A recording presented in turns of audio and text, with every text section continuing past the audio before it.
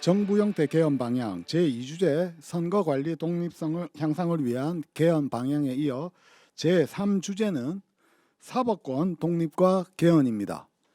최근에 집권 여당의 내부 문제로 사법의 정치와 정치의 사법화 많이 문제되는데, 그 재판을 했던 정치 문제가 사법으로 많이 가는데, 재판을 했던 특정 판사가 공격을 받고, 이게 사법권 독립을 좀 저해하는 것은 아니지, 이런 논의도 있습니다. 그래서 참으로 시적절한 주제가 아닌가 합니다. 이와 관련하여서 단국대학교의 김정수 박사께서 발표를 해주시고, 공주대의 이재희 교수님과 경북대 강일신 교수님 토론을 해주시겠습니다. 먼저 김정수 교수님 발제가 있겠습니다. 자, 여러분 안녕하십니까. 오늘 우리 중앙선거관리위원회 선거연수원 주관으로 열리는 유권자 정치 페스티벌의 발표자로 참여하게 돼서 진심으로 기쁘게 생각합니다. 행사 준비에 써주신 선거연수원의 조원용 교수님과 또 관계자 여러분들, 또 특별히 우리 한국헌법학회 이상경 회장님, 또 장철준 이사님, 또 사회를 맡아주신 김대영 교수님, 토론자이신 이재희 교수님, 강일신 교수님께도 깊이 감사드립니다. 자, 오늘 세 번째 우리 발제를 제가 담당하게 되었는데요. 자, 큰 주제는 사법권의 독립 또는 개헌과 관련된 내용으로 준비를 했습니다. 우리 헌법재판소는 사법의 본질에 관해서 헌법재판소 결정을 통해서 법 또는 권리의 다툼이 있거나 법이 침해된 경우에 독립적인 법원이 원칙적으로 직접 조사한 증거를 통한 객관적인 사실 인정을 바탕으로 법을 해석 적용하여 유권적인 판단을 내리는 작용이다라고 판시한 바가 있습니다. 현대 입헌국가헌법은 원칙적으로는 자유민주주의를 지향하고 있고요. 또 이 체제를 유지하기 위해서 필수적으로 법치주의를 또 채택하고 있는데요. 이러한 법치주의의 구성 요소로서 사법권의 독립이 중요하게 거론이 되고 있습니다. 이 사법권의 독립에 관해서는 우리가 역사적으로 프랑스의 몽테스키에 의해서 주장이 되었다라고 잘 알려져 있습니다. 몽테스키에는 법의 정신이라고 하는 그의 저서에서 사법권이 재판권, 그 당시에 재판권이라고 표현했죠. 재판권이 입법권 또는 집행권에서 분리되어 있지 않으면 사실상 시민의 자유라고 하는 것은 존재할 수 없다라고 주장한 바가 있습니다. 또 우리 헌법재판소도 마찬가지로 결정문에서 사법권의 독립이라고 하는 것은 권력 분립을 그 중추적인 내용의 하나로 하는 자유민주주의 체제의 특징적인 지표이고 법치주의 요소이다라고 확인을 해준 바가 있습니다. 자, 이처럼 사법권의 독립이라고 하는 것이 특별히 중요한 이유는 법이 보장하고 있는 인권 기능, 그리고 헌법상 국민의 자유와 권리를 보호하기 위해서 꼭 필요한 최후의 보루로서 바로 사법 작용이라고 하는 사법권이 존재하기 때문에 그렇다라고 할 수 있습니다. 하지만 그동안에 우리 대한민국 헌정사에서 드러난 사법부 외부에 있어서의 사법 간섭의 경우에 법원이 이에 대해서 무저항하거나 또는 사법부 내부의 폐쇄성, 또 조직이 관료화돼서 또 검찰의 정치 권력 편승, 또 재량권 남용이라든가 또 앞서 이야기한 사법부의 폐쇄성으로 인한 법조 사회의 전관 예우 같은 그런 병폐가 발생하면서 일반 국민들에게 있어서 사법에 대한 불신을 야기하게 되었습니다. 1987년 민주화 이후에 현행 헌법 체제 하에서 지속적으로 사법 개혁이라고 하는 화두가 등장하고 있는데요. 이러한 화두는 사법에 대한 불신을 해소하고 법조만의 사법권이 아닌 국민의 사법권, 또 국민에 의하여 통제받는 사법 권력, 그리고 국민을 위한 적정한 사법 작용이 이루어지도록 함으로써 민주주의와 법치주의가 실제적인 조화를 이루는 사법을 구현하기 위한 것이다라고 할 수 있을 것입니다. 이 사법개혁이라고 하는 것은 사법제도 또는 사법작용을 둘러싸고 우리 헌법 현실이 헌법 규범과 멀어진다고 했을 때 사법 전반에 걸친 총체적인 해결 혹은 일부 부분적인 변화를 시도하려고 하는 모든 노력 또는 그 결과를 의미한다라고 할 수 있을 겁니다. 우리 현장사에서 발견되는 사법개혁은 여러 가지 형태가 있는데요. 단순히 기관 간의 합의라던가 또는 건의안에서 그친 경우도 있었고요. 또 구체적인 법률로 제정되거나 또 개정되는 경우들도 있었습니다. 육공화국 헌법체제 이후에 우리 문민정부를 출범한 김영삼 정부 시대부터 이러한 사법개혁에 대한 논의가 본격화되었다라고 할 수 있습니다. 이러한 기존의 사법개혁 논의가 가지고 있었던 근본적인 한계라고 하는 것은 현행 헌법의 틀 안에서 개혁을 논의할 수밖에 없었다라고 하는 한계가 있었습니다. 결국 개헌을 통해서 헌법이 정한 틀을 바꾸기 전에는 일정한 한계가 있을 수밖에 없었고요. 또 사법 개혁에 대한 의견도 이러한 헌법적 바탕 위에서 그 실현 여부가 중요해졌기 때문에 성공하지 못하고 좌절된 측면도 있다라고 할 수 있을 것입니다. 자, 사법 작용의 어떤 최종적인 목적을 공정의 정의, 공정의 실현, 즉 공평과 정의의 실현에 있다라고 했을 때, 이러한 공정의 실현은 구체적으로는 사법 과정 또 사법 작용을 통해서 나타나는 것이어야 할 텐데요. 우리가 지난 30여 년 동안 현행헌법 체제하에서 이루어진 사법 개혁의 경과를 보면, 이러한 개혁의 목소리에 비해서 그 성과가 크게 나아지지 못했다라고 하는 부분에 있어서 문제 의식이 남아 있다라고 할 수 있습니다. 이 글에서는 이러한 문제의식의 바탕 위에서 지금까지 논의되었던 사법개혁의 내용을 먼저 간단하게 한번 살펴보고요. 이런 사법개혁과 또 개헌에 있어서의 핵심 원칙으로서 이야기할 수 있는 것이 바로 사법의 독립성과 사법의 민주성에 관한 이야기가 될 텐데요. 그에 관해서 한번 살펴보고 나서 그 토대 위에서 보다 바람직한 사법개혁 또는 개헌의 방향성에 대해서 제언하는 그런 순서로 이야기를 이어가도록 하겠습니다. 먼저 사법개혁에 대해서는 아까 우리 서론에서 말씀드린 것처럼 우리 사회에 이제 각 분야에서 존속해오던 여러 가지 이제 권위주의적인 요소를 이제 걷어내려는 노력이 1987년 이후에 이루어졌다라고 이야기할 수 있습니다. 사법 개혁에 대한 논의도 마찬가지로 사법 영역에서 그동안 독립성을 해치는 정치와의 유착관계, 또 권위주의 청산, 또 사법의 민주화에 대한 국내 요구에 부응해서 이루어졌다라고 할 수 있을 텐데요.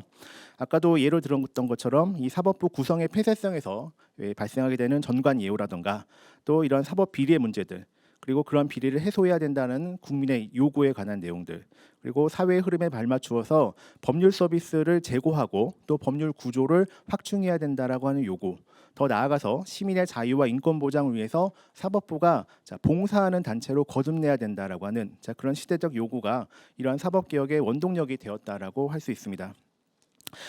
이러한 정치와의 유착관계를 청산하기 위해서 이 사법부의 독립을 확보해야 된다라고 하는 것이 가장 핵심을 이뤘다라고 할 수 있을 텐데요. 이를 위해서 사법부가 인적인 면, 우리가 이제 보통 신분상 독립 또는 물적인 면, 재판상 독립이라고 이제 표현을 하고 있는 그런 부분인데요. 이러한 부분들은 당연한 내용이었다라고 할 수 있고요. 또 이러한 이제 당연한 내용이지만 이런 것을 갖추기 위한 그러한 중요한 이제 그 논의들이 이제 마찬가지로 사법 개혁의 방향성을 이제 제시했다라고 이야기할 수 있습니다. 물론 이러한 어떤 사법부 중심의 또는 사법부를 이제 개혁하려고 하는 논의라고 하는 것이 국민들 또는 민주적 정당성이라고 하는 요소와 굉장히 밀접하다라고 할 수 있을 텐데요. 그렇기 때문에 이 국민들에 의해서 직접적으로 사법의 과정에 참여하고 또 통제하는 방식, 이것을 이제 보장하는 방식의 이제 국민참여재판 이런 것들에 대한 논의가 있었고요.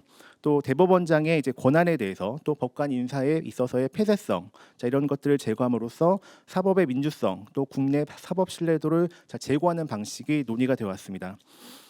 그래서 배심제라든가 참심제에 대한 이제 도입 논의들이 있었고요.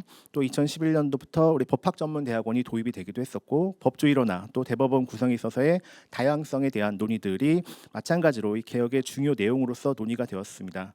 이것을 정리해 보면 사법부의 이제 민주화와 책임성을 확보하는 문제, 또 사법 신뢰도를 제고하는 문제, 그리고 사법권의 독립성을 강화하는 문제, 이런 것들이 개혁의 구체적인 목표가 되었다라고 할 수 있겠고요.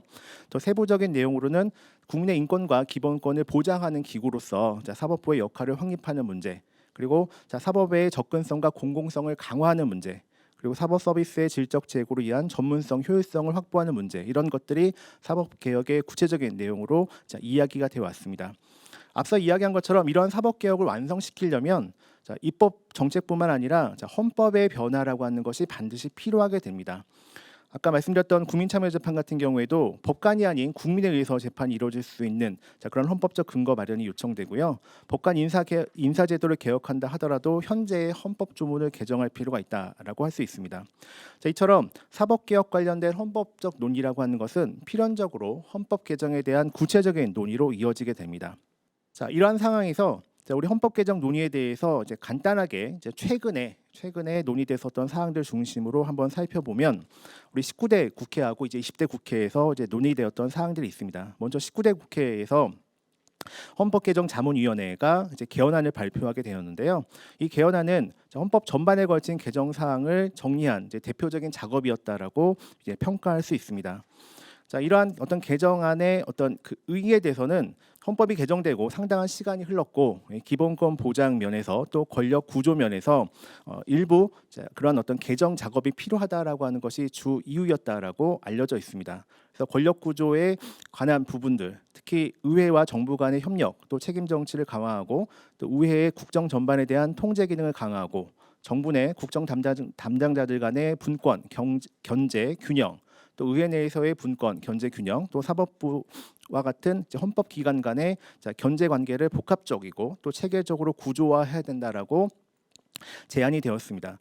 자, 여기서 논의가 된 사법개혁 관련된 사안들로는 대법원장은 국회의 동의를 받아서 대통령이 임명하도록 하고 대법관은 인사추천위원회의 추천에 따라 대법원장 제청으로 국회의 동의를 받아 대통령 임명하도록 하는 그런 논의들이 있었고요. 이하에서 대법관 인사의 인사추천위원회 이런 논의들이 있었고 또 현행 우리 헌법 110조 사항에 나와 있는 비상겸하에 군사재판에 대한 단심제 폐지 이런 논의들이 있었습니다. 자, 이후에 20대 국회에서는 헌법개정특별위원회, 우리가 개헌특위라고 하는 것이 구성이 되었는데요. 이 개헌특위는 특별히 국회 중심의 어떤 시도였다라고 하는 곳에서 굉장히 큰 의미가 있다라고 할 수 있습니다. 자, 이러한 사법개혁 논의 중에 사법부 분과의 내용을 한번 살펴보면 사법권의 독립에 관한 이야기가 나옵니다. 사법권 독립 확보를 통해서 국민의 신뢰를 회복하고 또 정관예우 또 법원의 관료와 문제와 같은 사법의 독립성을 해치는 문제 이것을 해결해야 된다라고 주장을 하고 있고요. 또 사법제도에 대한 국민의 신뢰도의 제고 문제가 이야기가 나오고 있습니다. 그래서 앞서서 이야기가 됐었던 대법원장 중심의 인사 제도 또 이 법관들의 전관 예우라고 하는 문제 이것들에 관해서 이야기가 됐었고 이런 것들을 구체적으로 개정하기 위해서 국민 참여 재판에 관한 이야기가 됐었고요. 또 대법관 수를 하한으로 설정해야 된다. 또 대법관 선출을 위해서 사법평의회를 신설해야 된다. 또 대법원장 및 대법관의 선임 방식을 변경해야 된다. 그리고 앞서서 이야기한 것처럼 군사재판 제도를 개선해야 된다. 이런 논의들이 있었습니다. 자, 특별히 여기서 주목할 만한 주장 중에 하나가 바로 사법부의 독립성이라고 하는 가치를 위협하는 요소로서 대법원장의 그 인사권에 관한 문제가 있었는데요. 자, 이와 관련해서 사법평의회라고 하는 것을 설치하도록 했습니다. 그래서 사법평의회는 국회에서 제적위원 5분의 3 이상의 찬성으로 선출하는 8명, 또 대통령이 지명하는 2명, 또 법관이 정하는 법관회의에서 선출하는 6명의 위원으로 구성되고 임기는 6년으로 연임은 불가능하도록 했고요. 자, 대법관은 이러한 사법평의회 제적위원 5분의 3 이상의 찬성이라고 하는 다수결에 의해서 선출되고 국회의 동의를 받아 대통령이 임명하도록 그런 내용들을 정하였습니다. 또 이후에 우리 대법원장이라던가 대법관이 아닌 법관인 경우에는 대법관 회의의 동의라고 하는 과정이 그동안에 대법원장의 인사권을 견제하지 못한다라고 하는 지적이 나옴에 따라서 이런 사법평의회가 법원 외부에 설치하도록 했다라고 하는 거죠. 그래서 대통령의 그리고 더 나아가서 대통령의 대법원장의 실질적인 임명권을 폐지하고 대법관들이 자율적으로 대법관을 호선하는 내용들을 포함시켰습니다. 그리고 고무적인 것은 전관 예우에 따른 문제를 해결하기 위해서 퇴직 대법관 그리고 법관의 변호사 업무 수행에 관하여 법률로 제한하도록 하고 있었습니다. 그리고 대법관 및 법관의 임기제를 폐지하고 정년제를 두도록 했고요. 자, 이에 따라서 평생 법관제라고 하는 제도를 구축하려고 했습니다.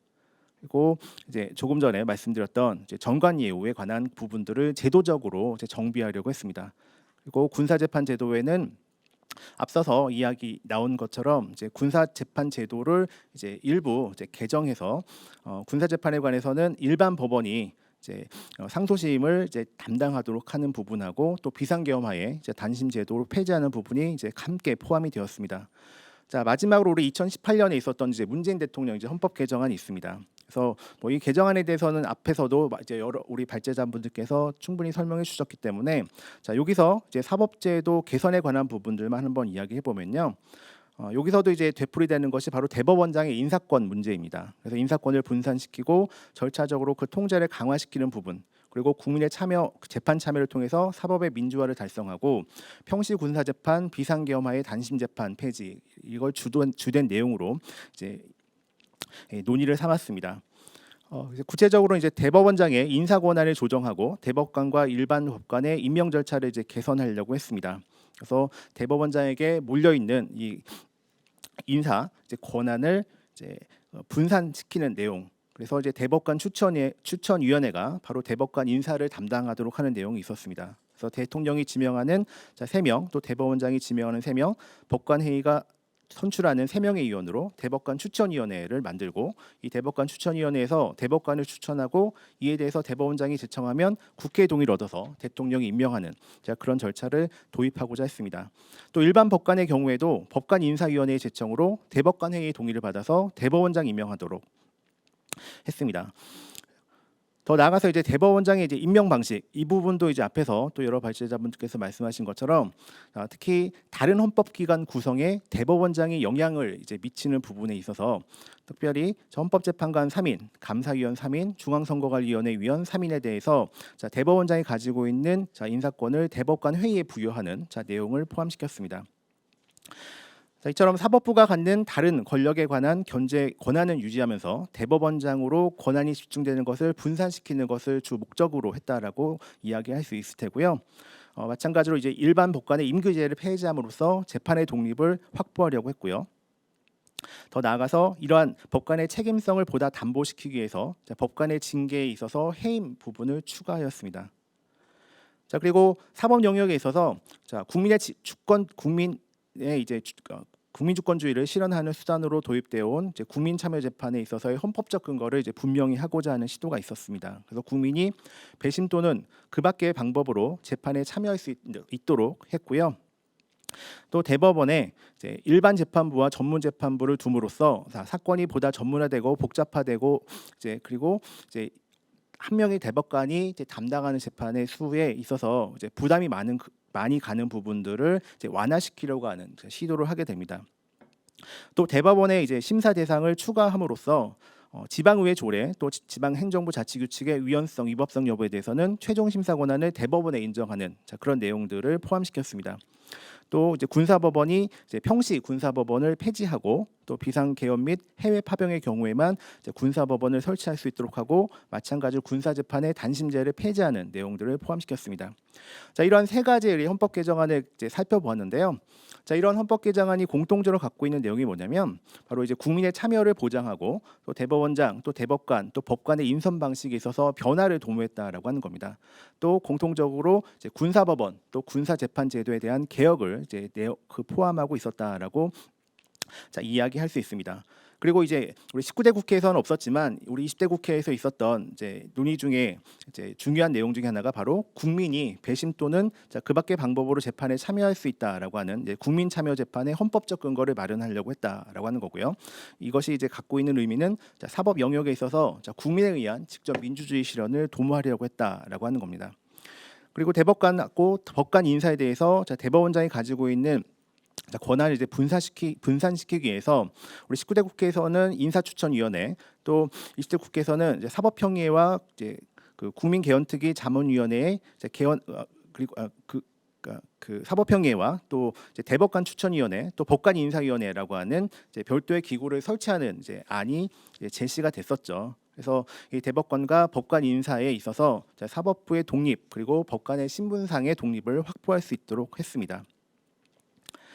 그리고 대법원장과 대법관을 인선할 때 국회의 동의 또 대통령의 임명이라고 하는 절차는 그대로 존속을 시켰습니다. 그래서 사법부 외부에서 다른 행정기관의 견제를 통해서 다른 국가기관, 헌법기관의 견제를 통해서 사법부의 정치적 책임성이라든가 민주성을 확보하려고 했습니다. 그리고 비상계엄하에 군사재판 단심제를 폐지하고 평시 군사법원제도를 폐지하는 등 또 일반 국민들이 향유할 수 있는 우리 헌법 27조 재판 청구권을 군인들에게도 실질적으로 보장해 준다라고 하는 인권 보장 목표를 방향성으로 가지고 있는 특징이 있었다라고 이야기할 수 있습니다. 우리 현행 헌법에 이제 5장의 법원, 6장의 헌법재판소의 내용이 이제 규정이 되어 있는데요.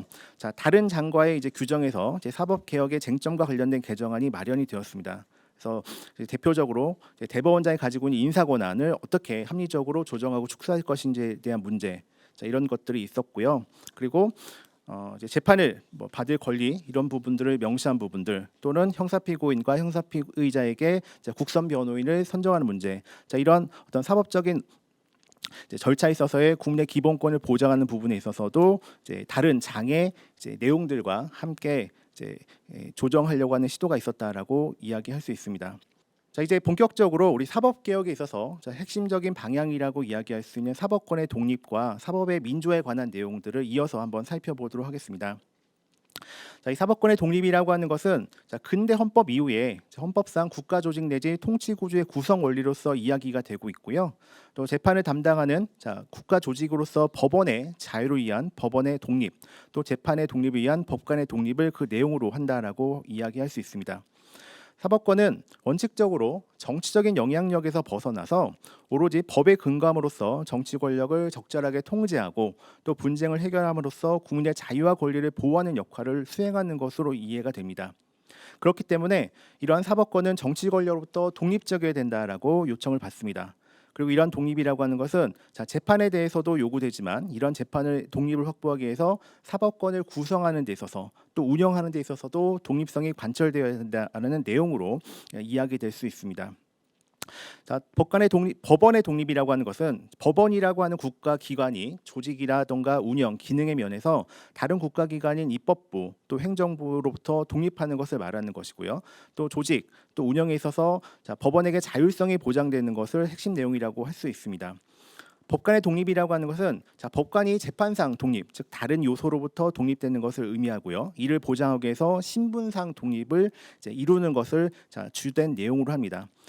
대한민국 헌법은 재헌헌법부터 현행 헌법 이르기까지 이러한 사법권 독립의 원칙을 일관되게 규정을 하고 있습니다. 그리고 그와 관련해서 여러 가지 헌법 규정들을 두고 있습니다. 현행 우리 육공화국 헌법 1987년 헌법은 이러한 사법권의 독립에 관해서 비교적 잘 헌법에 구현하고 있다라고 평가를 하고 있는데요. 이에 관해서는 우리 헌법 101조, 또 103조, 105조, 106조 이런 규정들을 참고할 수 있습니다. 그리고 최고법원인 대법원의 구성과 관련해서 또 사법부의 민주적 정당성을 보완하기 위해서 국민으로부터 민주적 정당성을 직접적으로 부여받은 대통령과 국회가 협력을 통해서 대법원장과 대법관을 임명하도록 하고 있습니다. 그래서 사법부의 구성과 성립에 있어서 이러한 민주적 정당성을 간접적으로 부여하고 있다라고 할 수 있습니다. 사법행정과 관련해서는 우리 현행 헌법이 명시적인 조항을 두고 있지는 않지만 대법원장이 최고법원인 대법원을 대표하는 수장으로서 다양한 권한을 헌법과 법률로부터 부여받고 있기 때문에 사법행정에 관한 권한도 대법원과 대법원장에게 부여하고 있다라고 볼 여지가 있다라고 생각이 듭니다. 특별히 우리 현행 헌법이 제정된 이후에 우리 사회 전반에 민주화에 대한 요구가 지속적으로 개시가 되고 특별히 정치적 영역에 있어서 민주화 원리가 일정 부분 소개 성과를 이루고 있다라고 판단이 되자 국민들이 이 사법부 영역에 있어서도 민주주의 원리 구현을 요구하기 시작했고요. 이러한 여론들이 주로 대법원장의 권한에 관한 부분에 집중된 부분들이 있습니다. 이런 부분들은 앞서서 우리 세 가지의 헌법 개정안에서도 동일하게 발견되는 부분이다라고 이야기할 수 있습니다. 그래서 이 대법원장의 권한이라고 하는 것이 특별히 국민의 정당성에 어떤 상관없이 특히나 아무런 견제 없이 독단적으로 행사되는 부분에 관해서 문제가 있다라는 의식이 그 시작이었다라고 할 수 있습니다. 특별히 우리 2017년 우리 2월달에 일련의 사건으로 게시가 된 사법농단 사태라고 하는 것이 있는데요. 이 사법농단 사태라고 하는 것은 결국은 이 사법권에 있어서 이 사법권의 독립이라고 하는 것이 우리가 지금까지 외부 다른 기관으로부터의 독립에 보다 주목했다고 한다면 이제는 내부의 독립이라고 하는 것이 보다 중요하다라고 하는 것을 다시 깨닫게 해준 사건이다라고 이야기할 수 있습니다. 특별히 법원 스스로가 이런 사법 행정권을 남용하면서 입법부와 행정부에게 스스로 조직을 강화하고 또 권력 집중을 추구하는 과정에 있어서 자유롭게 예를 들어 재판에 관한 여러 가지 딜을 한다던가 관련된 여러 가지 그 내용들이 문제가 됐었죠. 그래서 이러한 여러 가지 어떤 사태로 인해서 오히려 사법의 독립이라고 하는 것이 이 사법 자체의 어떤 민주화 내지 또 사법의 책임성 이런 것들을 강화하는 그런 논의와 연결이 되게 됩니다. 그래서 이러한 어떤 정치의 사법화 또는 사법의 정치화라고 하는 현상에서 우리가 사법권이 여러 정치적 현안에 대해서 스스로 또는 타의적으로 정책 결정자의 역할을 맡게 됨에 따라서 정치 과정 또는 정책 결정을 사법 결정이 대체하는 그런 현상들이 점점 더 심화되어 있습니다. 그러다 보니까 이 사법의 민족 정당성을 사법의 민족 정당성 부족을 지적하는 현상도 함께 이루어지고 있다라고 이야기할 수 있습니다.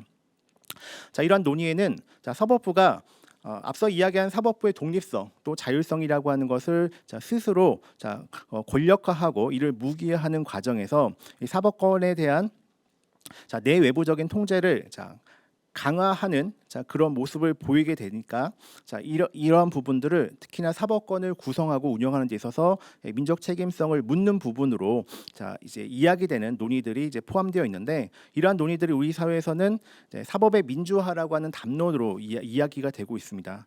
근데 이러한 의미에 대해서는 상황에 따라서 또 서로 다르게 이해하는 방식들이 이제 제시가 되고 있기 때문에 여러 가지 이제 논의들이 이제 함께 이제 주장되고 있습니다. 자, 궁극적으로 봤을 때 이 사법 개혁의 목표는 이제 사법권의 독립성을 확보하는 데 있다라고 할 수 있을 테고요.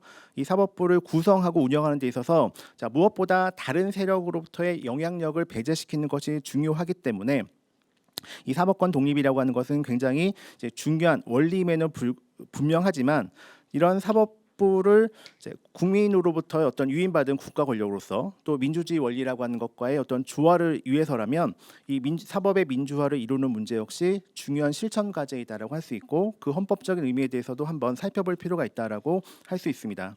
그래서 이하에서는 사법의 민주화에 대해서 간단하게 한번 이야기를 해볼 텐데요. 사법부는 잘 알려져 있는 것처럼 우리 입법부나 행정부와는 다르게 민족 정당성이 상당히 약한 헌법기관이다라고 이야기할 수 있습니다. 특별히 이제 사법부는 권력 분립 원리에 따라서 재판 기능 또 국민의 기본권을 보장하는 기관, 또 권력 통제 기관으로서의 특성을 갖고 있는데요. 마찬가지로 그러다 보니까 이제 민족 정당성을 요구받게 되는데, 이 민족 정당성이라고 하는 것은 가장 직접적으로는 이 권력 기관을 조직하는 방식에 있어서 무엇보다 국민이 직접 참여하는, 예를 들면 선거와 같은 그런 방식에 의해서 이루어지고, 그런 선거에 의해서 이루어질 때 가장 높은 민족 정당성을 형성하게 된다라고 이야기할 수 있습니다. 자, 근데 이제 우리 헌법은 이제 그러한 부분에 있어서 사법부의 어떤 구성에 이제 민족 정당성이 약할 수밖에 없는 부분이 있다라고 이야기할 수 있을 텐데요. 자, 하지만 이 사법부가 오늘날 우리 현행 헌법과 법률 해석에 따라서 특별히 재판을 통해서 국민의 기본권을 보호하고 있는 역할을 하고 있는데요. 무엇보다 이 역할에 충실할 때 이러한 충실한 이제 사법부의 역할이 국민에게 있어서 단순히 어떤 조직에 있어서의 민족 정당성을 통한 발현뿐만 아니라 헌법에 포함되어 있는 주권자의 의사를 충실하게 따르는 그런 기능을 발휘한다라고 보고, 그러한 기능을 담당함으로써 민족 정당성을 확보한다라고 본다고 한다면, 특별히 구성에 있어서의 민족 정당성만 따지는 것이 아니라 사법부가 우리 헌법상 부여받은 역할, 예를 들면 소수자를 보호한다던가 또는 평등 원칙과 같은 우리 헌법의 기본적인 원리들을 잘 적용하고 해석하는가 하는 부분들을 가지고도 충분히 판단할 수 있을 것이다라고 생각이 됩니다. 자, 그렇기 때문에 이 사법의 민주적 정당성이라고 하는 것과 사법의 독립성이라고 하는 것은 서로 대립되는 가치만은 아니고요, 서로 상호 보완되는 그런 가치로 판단할 필요가 있다라고 생각이 듭니다. 자, 정리하자면 이 사법권의 독립과 책임에 관해서 사법부가 그 본연의 역할을 충실하게 수행할 수 있도록 헌법의 내용을 체계적으로 정비해 놓고, 또 사법부 구성원이 다양한 사회적인 배경 또 경험을 갖춘 사람들로 구성이 된다면, 이러한 배경하에서 도출되는 판단들이 사법부 대내외적인 독립에 있어서도 큰 기여를 할 수 있고요, 또 그러한 과정을 통해서 다양한 가치들이 담론화될 수 있다라고 생각이 듭니다. 자, 이와 관련해서는 우리 대법관과 법관 구성을 다양화하는 문제도 이제 논의해 볼 수 있고요. 또 대법관을 임명할 경우에 독립적인 외부 위원회에 설치하는 문제, 또 일반 법관을 임명할 경우에도 마찬가지로 투명성과 공개성을 강화하는 문제, 또 국민참여재판을 활성화하는 문제, 이런 방식들을 한번 생각해 볼 수 있을 거라고 여겨집니다. 자, 마지막으로 이러한 어떤 사법제도 개혁에 있어서 우리 헌법 개정의 방향에 대해서 한번 생각해 보고자 하는데요. 앞서 우리가 살펴본 우리 사법의 정치와 그리고 사법 권력에 집중되는 문제, 이것들을 이제 해소하는 것이 우리 사법 개혁에 있어서 이제 중요한 부분이다라고 이야기할 수 있습니다. 그래서 여러 차례 되풀이되지만 우리 대법원장의 이제 인사권 문제, 이런 부분들이 있고요. 또 이런 부분들에 있어서 여러 가지 대안들이 나와 있는데, 자, 무엇보다 이 사법 개혁에 있어서는 자, 현재 사법 구조를 바꾸는 문제이기 때문에 헌법을 근본적으로 바꾸는 문제가 이제 이야기 될 수 있다라고 할 수 있습니다. 특별히 우리 현행 헌법은 이제 과거 권위주의 체제에서 과거를 청산하는데 이제 주목했기 때문에 그 구성에서 민족 정당성을 확보하려는 노력이 상대적으로 미약했다라고 이야기할 수 있습니다. 그러다 보니까 이 사법 관료화 또 그 내부의 비민주성이 강하게 관철될 수 있는 이제 기본 구조를 유지했다라고 하는 문제가 있는데요. 자, 이런 부분에 있어서 특별히 우리 아까 이야기한 뭐 예를 들면 사법평의회 같은 이제 조직을 두는 문제, 대법관을 임명하는 데 있어서 대법원장의 제청권을 폐지하는 문제, 그리고 다른 국가기관 구성에 있어서 또 대법원장의 지명권을 폐지하는 문제, 이런 것들이 이제 계속해서 논의가 되고 있고 이런 부분을 검토할 필요가 있는데요. 이런 부분은 역시 헌법 개정을 통해서 민족 정당성과 또 독립성 또 중립성을 확보하는 방향으로 이제 개선할 필요가 있다라고 생각이 듭니다. 뭐 최근에 이제 많이 이야기되는 것 중에 하나가 바로 이제 우리 대법원과 헌법재판소의 지위에 관한 문제가 있는데요. 자, 이런 부분들도 마찬가지로 우리 헌법재판소가 헌법 수호기관으로서의 역할을 가지고 있기 때문에 이러한 역할에 조화시킬 수 있는 방안으로 헌법 조문을 개정하는 문제도 이제 논의할 필요가 있다라고 생각이 들고요. 또 우리 대통령 선거라든가 국회의원 선거 그리고 국민투표와 같은 이제 소송에 있어서도 현재 관할이 대법원으로 되어 있는 문제, 이런 문제들도 마찬가지로 헌법재판소가 특별히 이러한 소송에 있어서 선거 소송에 있어서 이제 이 헌법재판 기능을 분명히 가지고 있기 때문에 헌법재판소를 이러한 이제 어떤 통제 기관으로서 이제 삼을 필요도 있다라고 제 생각이 듭니다. 자, 이런 어떤 헌법이라고 하는 것은 우리 정치 공동체인 우리 대한민국의 미래를 제시하고 또 이를 실현하기 위해서 국민들의 희망 또 요구 사항을 집약한 총체적인 산물이라고 할 수 있을 텐데요. 자, 이런 헌법 개정에 있어서는 무엇보다 우리 주권자인 국민의 활발한 참여 그리고 국회 주도의 공론화가 이제 민주성의 확보에 이제 중요하다라고 생각이 듭니다. 자, 이와 관련해서는 그동안 우리 사회 각계 전문가들 또 시민사회가 또 학계가 여러 차례 현행 헌법의 문제점들을 이제 진단하고 그와 관련된 여러 가지 공감대를 형성하려고 하는 시도를 해왔다라고 할 수 있습니다. 최근 일련의 사건을 통해서 이런 사법개혁에 관한 논의가 활발하게 제기가 되고 있는데요. 자, 이와 관련해서도 현행 헌법상의 대법원 또 헌법재판소 구성 방식에 관한 문제의식이 있고요. 또 사법 작용의 본질에 부합하는 공정한 재판이 이루어져야 된다라고 하는 의식, 그리고 효율적인 재판을 위해서 대법원과 헌법재판소의 독립성과 전문성, 투명성을 강화한다라고 하는 데에 폭넓은 공감대가 있다라고 생각이 듭니다. 자, 그런데 이러한 사법 개혁에 관한 논의들이 우리 그동안의 국민들의 기대나 바람과는 조금 이제 다르게 진행됐다라고 하는 부분에 있어서도 이러한 부분들을 이제 극복해야 될 어떤 과제가 있다라고 할 텐데요. 자, 무엇보다 사법 개혁이 사법의 본질에 부합되는 진정한 개혁이 되기 위해서는 국민들의 요구와 눈높이에 일단 적합해야 된다라고 생각이 들고, 동시에 사법부 스스로가 스스로의 어떤 문제를 인식하고 또 해결할 수 있는 또 그 동인 삼아서 그 실행에 나설 수 있는 그런 사법 개혁이다라고 생각이 듭니다. 그래야지만 사법부가 비로소 국민들의 사법 신뢰도를 높일 수 있는 방안을 연구하고 또 그 개선책을 마련하고 그 지속적인 노력들을 더해갈 수 있고, 그러한 노력의 바탕 위에서 보다 나은 사법권의 또는 사법작용, 사법과정의 어떤 변화가 또 개헌이 보다 더 수월하게 이루어질 것이라고 생각이 듭니다. 자, 이상으로 여러분들 발제를 마치도록 하겠습니다. 감사합니다. 예, 수고하셨습니다. 사법 개혁과 관련하여서 김정수 교수님께서 민주주의 혹은 국민 주권의 원칙 그리고 뭐 국민의 또 재판 청구권과 관련하여서 여러 방향을 제시하셨습니다. 그 제가 보니까 제일 처음에 음선빌 교수님하고 일주제에서 장철준 교수 소개하고 그 다음에도 무의식 중으로 이렇게 오른쪽부터 이렇게 소개를 해주셨는데 보니까 왼쪽에 아까 이상민 교수가 먼저 위로 목차에 올라와 있습니다. 그래서 이번 주제는 이 순서에 따라서 이재희 교수님께서 먼저 토론을 해주시겠습니다. 네, 안녕하세요. 공주대학교 이재희입니다. 우선 우리 유권자 정치 페스티벌의 헌법학회 세션에서 이렇게 토론할 기회를 주셔서 감사합니다. 발제자께서 사법개혁과 개헌이라는 학문적으로 그리고 실무적으로 굉장히 거대한 주제에 대해서 지금까지 진행되어 온 논의를 개관을 해주시고 또 사법의 독립성과 사법의 민주성이라고 하는 핵심적인 원칙 하에 개헌을 통해 실현돼야 될 사법개혁에 대해서 방향성을 제시하면서 또 동시에 구체적인 내용에 대해서도 검토를 해주셔서 사법개혁의 큰 흐름에 대해서 공부해 볼 수 있는 기회가 되었습니다. 발제자의 통찰에 전반적으로 공감하고 여기에 세부적으로 몇 가지 보충적인 제안을 더하는 것으로 토론에 임하고자 합니다. 사법개혁으로 추진하고자 하는 내용들을 특히 헌법 개정으로 실현하고자 하는 경우에는 사실 현실적으로 헌법 개정이 쉬운 일은 아니기 때문에 그만큼 개헌을 통한 사법개혁이어야 된다는 논증이 세밀하게 제시될 필요가 있을 것입니다. 현재까지의 사법개혁을 위한 제도 개선 방안 논의와 개헌 제안들에 대해서 중요한 내용들을 정리를 해주고 계십니다. 이에 더해서 각각의 개헌 제안들에 대해서 헌법 개정의 방식으로만 추구될 수 있는 것인지 또 해석론을 통한 정당화 근거 마련이 한계에 부딪혔거나 구체화의 법제도 개선이 입법 정책적 어려움에 직면한 것인지 그래서 헌법 개정을 통해서만 해야 된다는 이런 현실적 요청에 도달한 것인지 헌법 개정의 필요성에 대한 검토가 있어야 될 것입니다.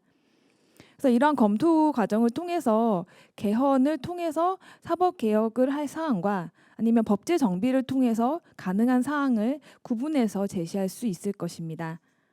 또 개헌을 한다고 하면 개헌 시에 각각의 헌법 조항들이 수정되거나 대폭 추가되거나 할 텐데 이로 인한 효과에 대해서도 사전에 검토를 하고 또 남아있는 종전 헌법 규정들과 새로 도입 수정되는 헌법 규정들 사이에 체계적 정합성 등에 대해서도 충분한 검토가 먼저 이루어질 필요가 있겠습니다.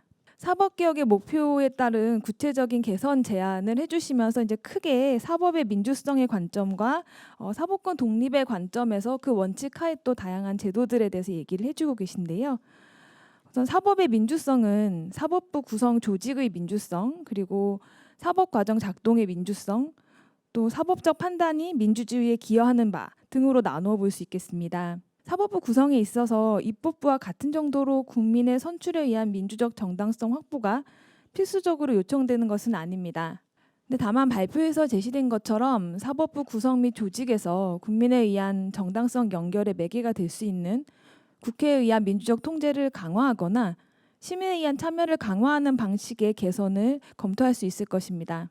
과거에 아주 먼 과거에 1215년 마그나 카르타 대헌장 39장에서 이제 사법의 민주성이 나타난 것이라고도 할 수 있었던 동배 재판을 규정하였었는데요. 근데 그걸 생각해 보면 이 동배 재판이 사법 절차 보장에서 갖는 의미와 중요성이 그럼 오늘날 현실에서는 무엇을 가리킬까를 생각해 보면 사법부 구성의 민주성, 또 사법적 판단 과정에서의 민주성, 또 배심제 같은 사법 절차의 시민의 참여 확대, 또 공개성, 투명성 확보, 다원적 민주사회의 현실 고려와 같은 내용으로 실현될 수 있을 것입니다. 사법부 구성에 있어서 법관의 전문성 고려가 여전히 의미를 가질 수밖에 없는 것이지만 대신에 여기에 더해서 다원주의적 문화 및 사회 현실에 대한 법관의 이해의 폭을 넓힐 수 있는 방법을 고안하고 또 보다 넓은 계층을 대표할 수 있도록 하였을 때 과거에 마그나 카르타에서 규정했던 것 같은 동배 재판의 의미가 현재에서도 실현될 수 있는 것이 아닌가 합니다. 사법개혁을 통해 조직 구성에서의 민주성뿐 아니라 사법 작용이 수행되는 과정 전반에 있어서 민주성을 추구할 필요가 있습니다. 사법 절차 진행에 있어서의 민주성 확보나 시민의 참여와 접근성 확대에도 중요하고 또 사법 과정의 결과로서 나타나는 판결의 설득력, 또 판결문 논증의 충실성, 판결문 내용에 대한 공개 확대를 통해서 사법 절차에 직접 참여한 당사자, 이해관계인뿐 아니라 일반 시민에 대해서 그 결과에 대한 설득력과 이해 가능성을 획득하고자 노력할 필요가 있습니다. 사법적 판단의 민주주의의 기여 측면은 비민주적 제도에 대한 개선, 또 그동안 위축됐거나 침해되었던 정치적 권리를 사법 판결을 통해서 회복해왔던 것 등을 통해서 달성할 수 있는 것이기도 합니다. 그리고 사법 판결을 통한 민주주의 회복은 법원과 헌법재판소의 권리구제 경쟁을 통해 더욱 촉진되는 측면도 있습니다. 다만 법원과 헌재 사이의 헌법상 불명확한 권한 배분으로 야기되는 갈등에 대해 헌법 개정을 논하는 기회에 정비할 필요가 있겠습니다. 재판 소원 금지 같은 경우에는 헌법재판소법 개정으로도 변경 가능할 수도 있겠지만 재판 소원을 허용하는 경우에 그 범위나 청구 요건, 절차 등에 대한 정비와 또 법원의 사법권과의 적절한 조정이 필요할 수 있기 때문에 이런 경우에는 개헌을 통한 도입도 필요할 수 있겠습니다. 그래서 재판 소원을 허용함으로써 법원의 재판에서의 헌법적 가치 고려가 충실해질 수 있고 또 당사자의 권리 구제 확대나 민주주의에 대한 기여도 기대할 수 있을 것입니다. 한편 현재는 정치의 사법화, 사법의 정치화가 과도하게 나타나는 측면도 있습니다. 그래서 정치 영역에서 민주적 토론이나 숙고와 타협으로 해결해야 될 문제를 사법적 판단에 의존해서 해결하려는 경향이나 또 다른 한편으로는 사법농단 사태와 같이 정치 권력지향적 사법 과정의 문제들을 사법 개혁을 통해서 개선해 나가는 것이 지금의 당면 과제일 것입니다. 사법의 독립성에 대해서 얘기해 주신 부분들을 말씀드리자면 사법의 독립성 확보는 대내적, 대외적 독립성의 이중의 과제를 안고 있습니다. 대외적 독립성을 확보하고자 조직 인사 운영상의 독립성을 보장하는 측면이 있지만 또 반면에 이로 인해서 사법부 내부적인 위계 질서화나 또 인사행정권의 왜곡 남용 같은 문제가 야기되었기도 합니다. 발표에서도 제시된 바와 같이 대법원장 및 법원 행정처의 권한에 대해 외부적 통제 장치를 마련하되 공정한 재판의 핵심적 가치에 대해 이런 부당한 영향력 행사를 배제하기 위해서 외부적 통제에 의한 견제와 균형 원리가 가능한 한 복합적으로 작용할 수 있도록 설계하고 또 공개성, 투명성을 확보하고 외부 통제 과정에 대해서 시민 참여의 폭을 확대할 필요가 있겠습니다. 사법제도 개혁의 필요성과 고려해야 될 원칙 그리고 개선 내용의 상세한 분석에 이르기까지 중요한 주제에 대한 연구를 통해서 사법의 현대적 의미나 기능 한계까지 고려해볼 기회를 주셔서 감사합니다. 이 연구가 개헌을 통해서 그리고 구체화 제도 개선을 통해서 사법제도 개혁을 실현하는 데 기여할 것이라고 기대합니다. 이상 토론을 마치겠습니다. 그 사법의 민주화, 독립성을 제고를 위해서 꼭 개헌이 필요한 건지 이거부터 먼저 지적을 하시고 그다음 사법의 민주성과 독립성을 위한 몇 가지 방향을 제시하셨습니다. 다음으로는 많이 기다리셨는데 경북대학교의 강일신 교수님 토론해 주시겠습니다. 네, 안녕하세요. 경북대 강일신입니다. 우선 오늘 이 귀한 자리에 초대를 주셔서 감사드리고요. 김정수 교수님 발표를 통해서 또 많은 공부가 되었습니다. 마지막 토론자의 덕목은 빨리 끝내는 것이라고 항상 배워왔기 때문에 간단하게 몇 말씀 드리고 질문 2가지를 드리는 것으로 토론에 가름해보고자 합니다. 권위주의 정권 하에서 사법부의 여망 혹은 더 나아가서 국민들의 여망은 사법권의 독립의 확보였을 겁니다. 이 사법권의 행사가 정치 권력에 의해서 좌지우지되지 않고 국민들의 어떤 재판 청구권이 공정하게 이루어질 수 있도록 구현될 수 있도록 하는 사법권의 독립이야말로 사법개혁의 어떤 가장 큰 화두였을 겁니다. 문제는 이제 민주화 이후에 우리 사법부가 보여온 몇 가지 행태들, 어떻게 보면 현행헌법은 사법권의 독립을 가장 철저하게 보장해주는 구조를 띠고 있습니다. 그러니까 대법원장과 대법관 회의를 통해서 법관의 인선을 결정할 수 있고요.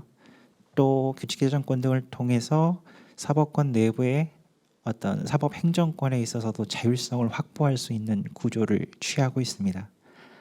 문제는 아까 발표자께서 말씀하셨던 사법농단 사태에서 우리가 확인할 수 있는 바와 같이 어떻게 보면 대법원장을 정점으로 하는 사법부 내부의 피라미드식 어떤 관료제가 정착됨으로써 대법원장 한 사람을 정치적으로 장악하게 되면 사법부 전체가 정치화되는 대단히 위험한 현상이 우리 이제 시야에 들어오기 시작한 것이고요. 그렇다라고 본다면 향후 개헌과 제도 개혁의 방향성에서 우리가 좀 주목해 봐야 될 지점은 바로 이 지점이 아닌가 싶습니다. 사법의 독립성이라고 하는 가치를 중시하는 한계 안에서 사법 과정의 투명성과 사법권 행사의 어떤 책무성 이런 것들을 구현할 수 있는 개헌과 제도적 장치에 대한 고민이 향후 사법부와 관련되어 있는 개헌에 있어서 중심적인 쟁점이 되어야 되지 않을까라는 생각을 가지고 있고요.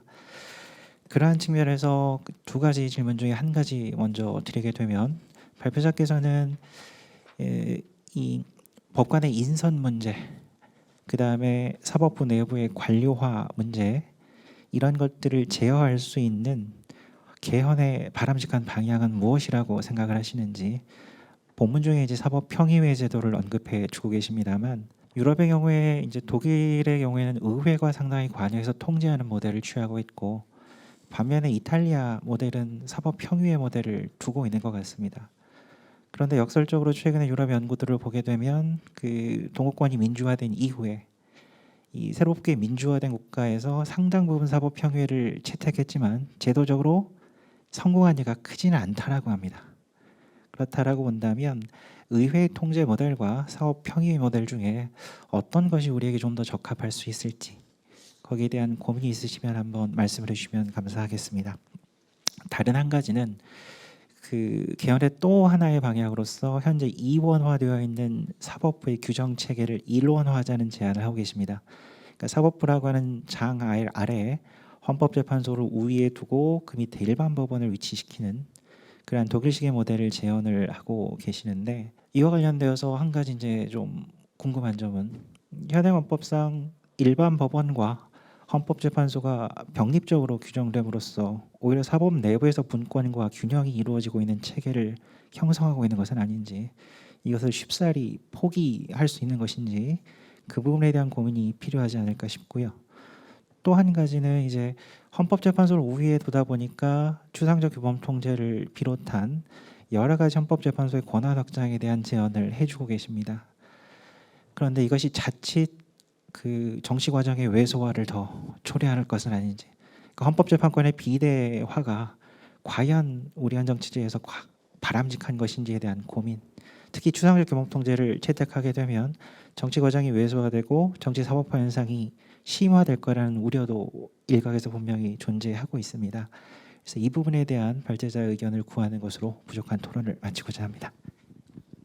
예. 그 사법의 민주화, 독립성의 전제 조건으로 사법권 행사의 투명성 강조해 주셨는데, 저도 뭐 전적으로 찬성하는 아주 좋은 멘트를 해주셨습니다. 그리고 두 가지 질문을 해주셨는데, 뭐 평의회가 나은지 의회가 나은지, 그리고 뭐 그거에 대해서 답해 주시고, 저도 시간이 조금 남는 관계로 하나 조금 뭐 여쭤보면, 두 분 토론하시고 또 발제자께서도 정치 권력으로부터의 독립, 또 내부 뭐 콕 집어 말한다면 대법원장으로부터의 독립, 뭐 이런 쪽을 말씀하셨는데, 나아가서 좀 영어를 쓸 수밖에 없는데 firm, 제가 두 가지인데 law firm 하나 있고 또 하나는 그냥 일반 회사, 뭐 이러면 삼성전자 완전 거대 기업의 법무팀장으로 가는 그런 것으로부터의 독립도 조금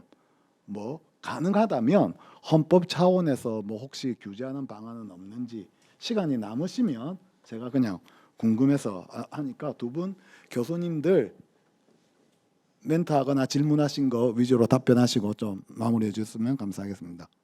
네, 일단 우리 굉장히 진지하고 또 굉장히 중요한 이제 우리 그 토론과 또 지적 또 질문해주신 우리 이재유 교수님하고 강일신 교수님, 또 우리 김래 교수님께 먼저 감사드립니다. 일단 제가 이해한 대로 우리 차례대로 한번 답변을 드리도록 하겠습니다. 먼저 우리 이재유 교수님은 이제 제가 토론문을 이제 받아보고, 이제 사실 이 사법권의 독립이라고 하는 주제가 결코 쉬운 주제는 사실 아니어서 전반적으로 일단 그 내용들을 좀 정리하는 데 있어서 좀 다소 좀 어려움이 있었는데, 그런 부분들을 잘 조목조목 이제 짚어가시면서 이렇게 좀 요약하시고 좀 정리해 주신 그런 사실 느낌을 받아서 이제 굉장히 감사한 마음입니다. 특별히 뭐 코멘트나 아니면 질문 사항이 있는 것으로 제가 뭐 잠깐 훑어보는 동안에 없었지만, 일단 말씀하신 것에 덧붙여서 제가 드리고 싶은 말씀만 드리고 일단 그 토론자의 말씀에 이제 가름하려고 하는데요. 자, 먼저 우리 개헌을 통한 이제 사법 개혁에 관한 부분들도 굉장히 이제 필요한 어떤 그 사전의 어떤 그 절차에 관한 부분들을 잘 말씀해 주신 거라고 생각이 듭니다. 예를 들면 즉 개헌을 통해서 사법 개혁을 할 것인가, 아니면 헌법 개정이 아니더라도 법제 정비를 통해서 사법 개혁을 할 수 있는 부분이 있다고 한다면 그런 부분들은 명확하게 구별하는 것이 훨씬 더 좋겠다라고 하는 말씀으로 이해를 했습니다. 그래서 특별히 이제 다른 헌법 조항과의 어떤 관계라고 하는 부분들, 또 체계적 정합성에 관한 부분들은 충분히 저희가 이제 숙고하고 또 반영해야 될 부분이라고 생각이 듭니다. 뭐 예를 들면 우리 보통 이제 수업 시간에 학생들한테 이야기할 때 우리가 이제 헌법 개정과 법률 개정의 차이에 관한 이야기를 할 때 뭐 우리 지금 사실 헌법재판관 이제 또 대법관 이제 수에 관한 이야기를 할 때 지금 헌법재판관 수는 이제 헌법에 규정되어 있기 때문에 9분으로 정해져 있고, 지금 대법관 수는 우리 법원조직법에 규정되어 있기 때문에 14분으로 되어 있는데, 사실 대법관 수는 이제 법률 개정을 통해서 충분히 우리가 이제 이런 관련된 문제들을 해결할 수 있는 여지가 있기 때문에 이런 부분들까지 사실 헌법 개정에 포함된다고 보긴 좀 어려운 부분들이 있겠죠. 그래서 이와 같은 부분에 있어서는 이러한 어떤 그 접근 방법을 좀 달리할 필요가 있다라고 하는 데에서는 저도 굉장히 공감하는 바이고요. 우리 두 번째 이제 넘어가셔서 이제 사법의 민주성에 관한 부분에 있어서도 특별히 이제 다원주의적인 어떤 문화라든가 사회 현실에 관한 부분들을 이제 그러니까 이야기해 주시면서, 자, 그와 관련해서 오늘날 현실에 있어서 우리 사법부 구성에 있어서 이제 필요한 어떤 그 요소들 또는 어떤 이제 받아들일 수 있는 그런 내용들에 관한 이제 말씀들을 이제 잘 이제 경청했습니다. 그래서 이런 부분도 굉장히 필요하다라고 생각이 됩니다. 아까 마그나카르타도 말씀하셨지만 이 사법부를 뭐 구성하는 데 있어서 물론 뭐 일반인들 특히 시민들의 참여를 뭐 어느 정도까지만 사실 허용해야 된다라고 하는 현실적 제약은 분명히 존재하겠지만, 다양한 목소리와 또 참여의 기회를 제공하는 것, 그리고 그것들을 허용하는 것은 반드시 필요하다라고 생각이 들고요. 또 이제 조직 구성의 민주성뿐만 아니라 이제 과정 전반에 있어서의 민주성 추구에 대해서도 말씀을 해주셨습니다. 그래서 이런 부분들도 이제 굉장히 이제 중요하다라고 생각이 들고, 다만 이제 그 사법 과정의 결과에서 이제 판결문의 설득력, 또 논증의 충실성, 또 판결문 내용에 대한 공개 확대 이런 말씀들을 해주셨는데, 이런 일반 시민에 대한 어떤 설득력과 사실 예를 들면 그 이해를 높이는 문제들은 우리가 이제 어떻게 보면 이제 사법부가 이제 보다 더 충실하게 이제 그 역할들을 감당해야 될 부분이 아닌가라는 생각도 해봤습니다. 즉 사법 행정의 측면이어서 아까 제가 사실 결론 부분에서 사법부가 보다 더 노력하지 않으면, 또 사법부가 먼저 본인들을 바꿔나가려고 한 노력을 하지 않으면 안 된다라고 하는 이제 그런 내용의 말씀을 드렸는데, 이제 이런 부분에 있어서 사법부가 조금 더 노력해야 되지 않을까. 그래서 단순히 우리가 어떤 헌법 개정과 사법 개혁의 문제에서의 어떤 목소리를 높이는 것과 같이 이제 함께 어우러져야 될 노력의 부분이 아닌가라는 생각을 해봤습니다. 그래서 이제 교수님 말씀은 제가 이 정도로 한번 생각을 해봤고요. 우리 강일신 교수님도 이제 두 가지 질문이라고 하셨는데 굉장히 어려운 질문을 해주셨는데, 제가 이제 그것도 이해한 바대로 말씀을 드리겠습니다. 그러니까 첫 번째 이제 우리 법관의 우리 그 뭐 인선 또 인사권 관련된 부분, 또 내부의 관료와 관련된 부분에 있어서의 어떤 이제 그 개선 방법 중에 이제 사법 평의에 관한 이야기를 해주셨는데, 아까 사실 이제 첫 번째 우리 발제의 토론을 맡아주셨던 이제 음선필 교수님이 잠깐 사실 그 부분에 대해서 언급을 좀 하셨었습니다. 그래서 제가 이제 저희 관련된 내용이어갖고 메모를 했었는데, 이제 음선필 교수님의 이제 말씀을 좀 인용해서 답변을 드리자면, 그러니까 이런 사법평의와 같은 어떤 별도의 제도들이 이제 실제 성과에서 이제 미흡한 부분들이 있는데, 이제 우리 예를 들면 이제 사법평의 말고 뭐 명칭이야 좀 다를 수 있긴 하겠지만 인사자문위원회를 통해서 제청을 하자라고 아까 잠깐 말씀을 주셨고, 거기에는 반드시 우리 법조 예를 들어 동업자의 검증이 필요하다 이런 말씀들을 잠깐 하셨습니다. 그래서